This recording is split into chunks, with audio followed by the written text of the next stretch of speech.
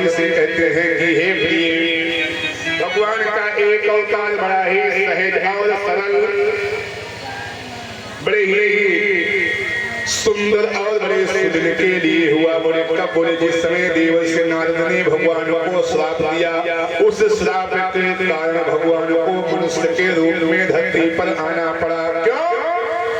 बोले एक बार देवर्षि नारद काम को जीतने के लिए हिमालय में तपस्या करने के लिए गए और काम को जीत करके लौट करके वापस काम कला लक्ष्मण ही न व्यापी। देवर्षि नारद के तपस्या को भंग करने के लिए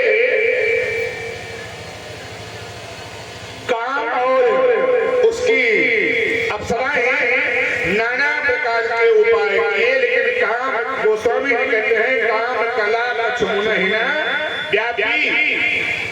नारद जी के ऊपर काम का कोई प्रभाव नहीं पड़ा। निज भय डरे वो मनोभव।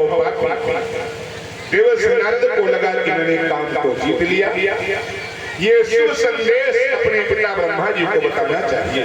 देखो भाई, हर पिता की इच्छा होती है, अगर बेटा कुछ अच्छा कर देता है और चाहिए अगर पुत्र कुछ अच्छा काम कर ले तो अपने पिता के पास, माता के पास तो जाकर के आशीर्वाद लेना ही चाहिए।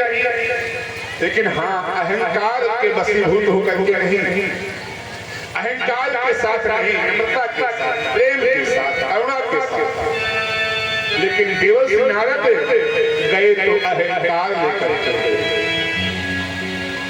पिताजी ने काम को जीत लिया, ना प्रणाम किया, न साष्टांग दंडवत, सीधे आसन पर जाकर के बैठ गए। ब्रह्मा जी ने कहा कि पागल हो गए हो क्या?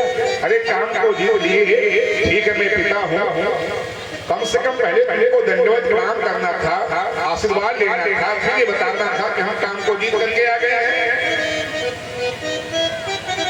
नारद को लगा कि भगवान शंकर के बाद अब मेरा ही नंबर रहेगा धरती पर काम को जीतने वाला। ब्रह्मा जी ने कहा कि तुम पागल हो गए हो, चलो अच्छा ठीक है बैठो। लेकिन ये संदेशा लेकर के भगवान विष्णु के पास आ जाओ। अब तो नारद जी को लगा कि मेरे पिता को मेरी तपस्या से ईर्ष्या हो रही है। उठ खड़े हुए और चल पड़े ब्रह्मा जी के पास छोड़ करके शंकर जी के पास गए। भगवान भोले बाबा को भी प्रणाम नहीं किया, सीधे हमने काम को जीत लिया महाराज। हम भी जैसे आप अकामी हैं वैसे हम भी अकामी हो गए, हमारा आपका जोड़ हो गया, हमारा आपकी बराबरी हो गई। शंकर जी ने कहा बड़ी अच्छी बात, कम से कम एक से दो हुए, लेकिन सुनो ये घटना जाकर के भगवान विष्णु को कभी मत बताना। क्यों? क्योंकि नारायण